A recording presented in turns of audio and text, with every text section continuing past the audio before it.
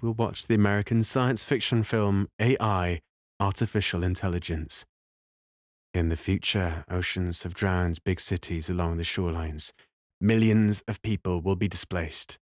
The climate will become chaotic. People are starving in poorer countries, and the government has introduced licensed pregnancy to minimize overpopulation.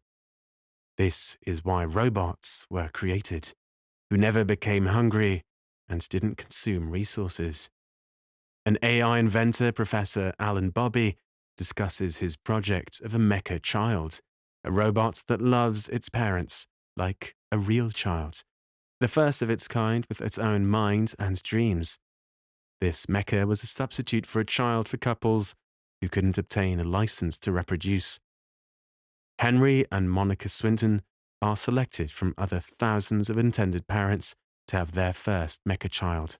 Monica and Henry's son Martin has contracted a rare disease and is in coma. Since the wife is in great pain, Henry decides to bring home the mecha child, David, to help his wife feel better. Initially, Monica argues with Henry, thinking that he's trying to replace their son with a mecha. Henry requests Monica to give it a try, and once she's convinced she could activate David to love her back by reading out a few unique code words and making him loyal to them forever. Henry also informs that if the couple decides to return David to Cybertronics, it is never resold to other parents. Monica and Henry move David into their son Martin's old room. David is eager to know his new parents, but has no boundaries. Getting frustrated and feeling like she's always followed and watched, she locks him in the closet.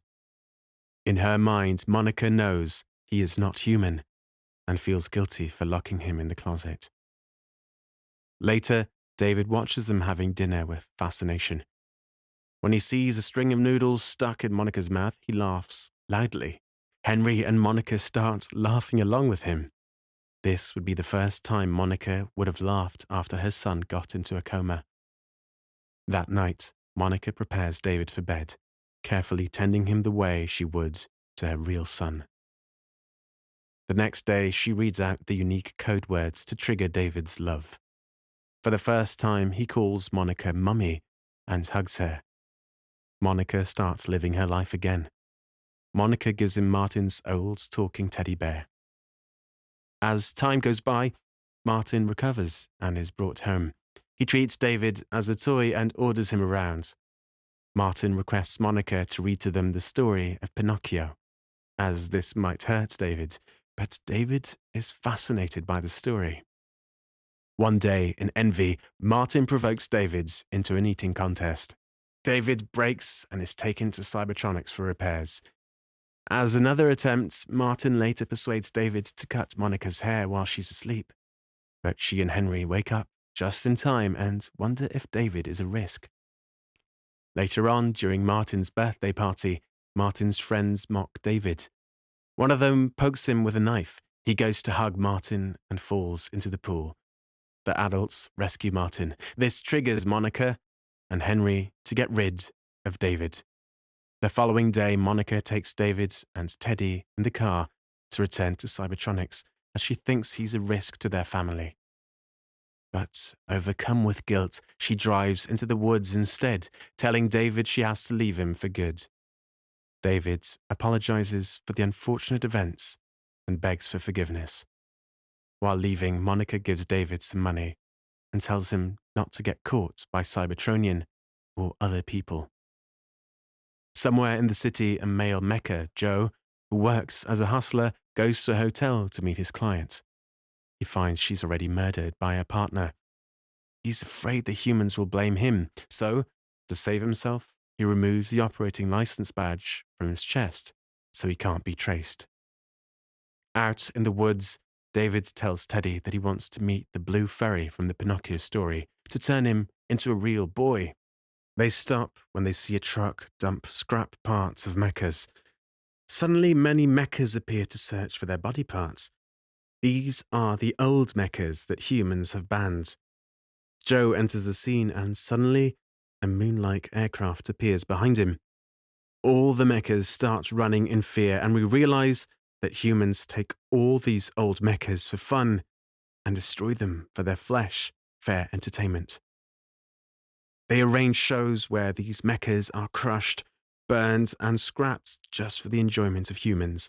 All these mechas with feelings are just treated like old toys. All the running mechas are caught one by one. David follows other mechas to hide in an abandoned shelter.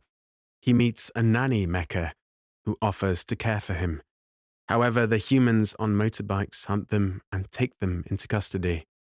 David tries to hold on to Teddy, but he falls from his hands and lands on branches, allowing him to land safely. Teddy follows the captured David to a sporting event where the mechas are destroyed. David learns from the other mechas that the humans are putting them down to maintain the superiority of humans over mechas. Even the nanny mecha is taken away to be destroyed and scarred. David holds onto Joe's hands for support. The girl who picks up Teddy sees David with other mechas in the cage, thinking that he's a real boy. The little girl approaches her father, who was one of the programmers of the show. The father is alarmed upon hearing that a boy is among the mechas back at the cage. The girl's father approaches David and uses a portable X-ray machine to ensure that David is not a mecha. The father is fascinated by David and discusses it with a show organizer. The show organizer is not amused while the two men discuss. David watches the nanny get doused in acid as part of a game. The showrunner insists on putting David on the show, despite the girl's father claims that he's too valuable to be destroyed. The showrunner takes David, who grabs Joe's hands for safety. David and Joe are dragged into the field, into the main stage arena, where mechas are destroyed. The shower presents David to the crowd, ranting about how the mega child insults the human population. But the public turns silent, conflicted upon seeing a child on stage. When a drop of acid falls on David's shoulders, he screams in pain. Hearing him cry, the crowd is convinced that David is a real child. They start throwing things at the show organizer and attack the stage for this poor act. David, along with Joe and Teddy, escapes from there. We come to know that Professor Hobby's son has died, and all mechas were a replica of his son. He wants to find David and is happy to hear that David escaped and is safe. In the woods, David and Teddy are on their way to search for Blue Fairy. When Joe learns about David's quest to find the Blue Fairy to turn into a real boy, he tells him that most women are found in River City. So there's a high chance of the Blue Fairy also being there, and Dr. No would help to locate the Blue Fairy. David and Joe decide to go to River City to ask Dr. No about the Blue Fairy's whereabouts. They take the lift from some teenagers who are traveling towards River City. Once they reach the flashy River City, they head straight to Dr. No. We realize that Dr. No is a cyclopedia program that answers any questions in exchange for money. David hands over all the cash Monica gave him to get the answers to questions that would help them search for the Blue Fairy.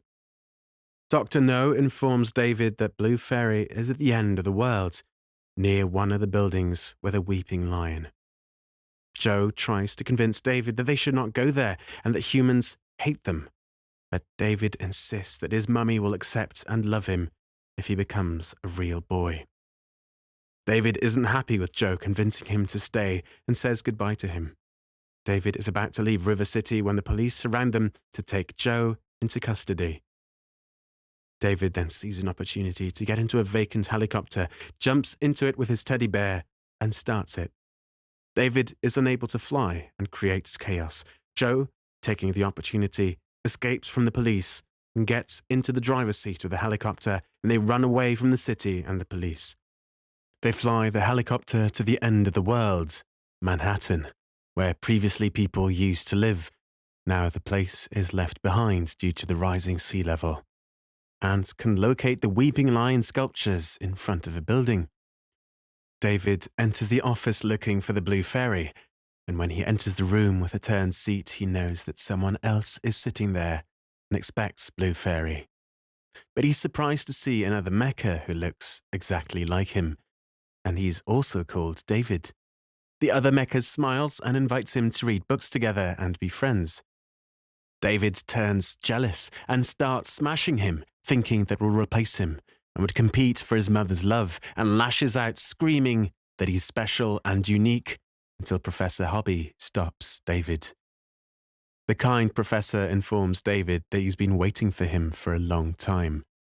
When David asks Hobby if Blue Fairy is also here, Hobby states that he was the one who had interfered in the Cyclopedia program of Dr. No and entered the information about Blue Fairy being in this building since they wanted David to come back home, where he belongs. Professor Hobby is very proud of David's motivation to become a real boy. He asks David to wait alone in the room so he can go bring in the other engineers. David sees other replicas of him. Feeling sad, he goes to the roof of the building and lets himself drop into the sea. Joe watches from the helicopter underwater a school of fish carrying David, until he falls in front of something that catches his attention. He reaches out to it, but Joe finds him and pulls him away using the helicopter's extended arm. Once above water, David reveals that he found the Blue Fairy underwater. Before they can go any further, Joe is magnetized by a police helicopter hovering above them. Joe says goodbye to David, asking him to tell his story to the ladies once he's grown up as a real boy. Joe activates the helicopter submarine mode before floating away, driven to find the Blue Fairy. David navigates the helicopter turned submarine into an abandoned carnival with Teddy beside him. They reach the area where David had seen a Blue Fairy earlier. Their helicopter stops in front of a Blue Fairy sculpture, which seems like an abandoned carnival. His impaired driving causes him to trip wires that loosen the Ferris wheel. Just as David finds the Blue Fairy, his impaired driving causes him to hit some wires that cause a Ferris wheel to fall on their helicopter, trapping them in the helicopter. David's eyes are focused on the Blue Fairy. Unconcerned that they're trapped, David begs for the Blue Fairy to turn him into a real boy and make him real. As the days go by, his prayers never stop.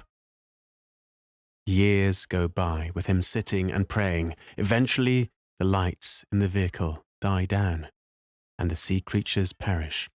The Blue Fairy stands still, smiling while David glimmers with hope. 2,000 years later, the world has turned into just full of snow. Humans no longer exist. An alien spacecraft moves toward the city of Manhattan, and they colonize the planet.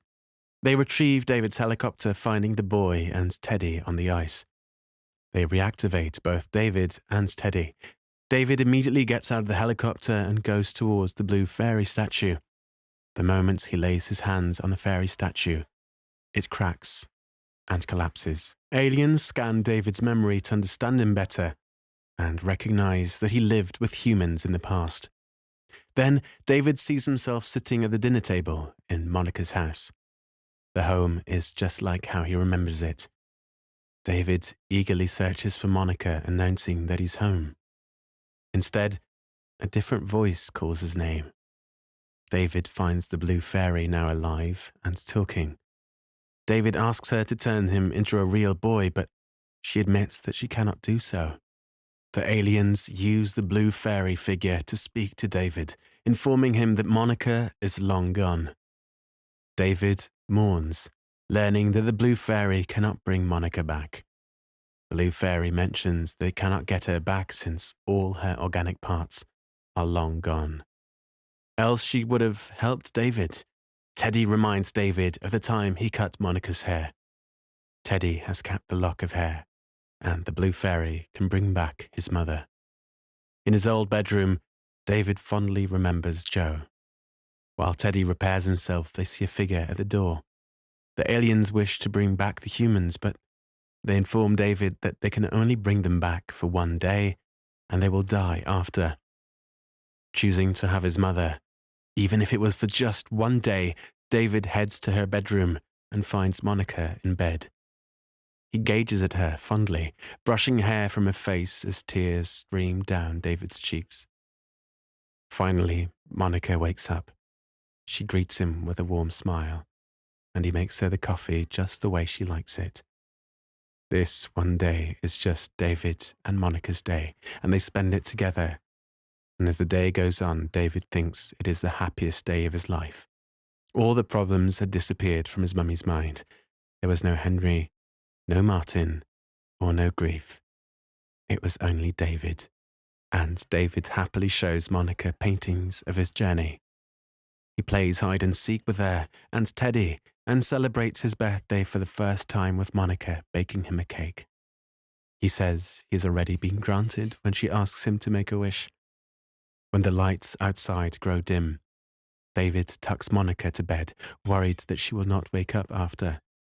Hearing us say that she loves him and has always loved him, David smiles with grief and joy.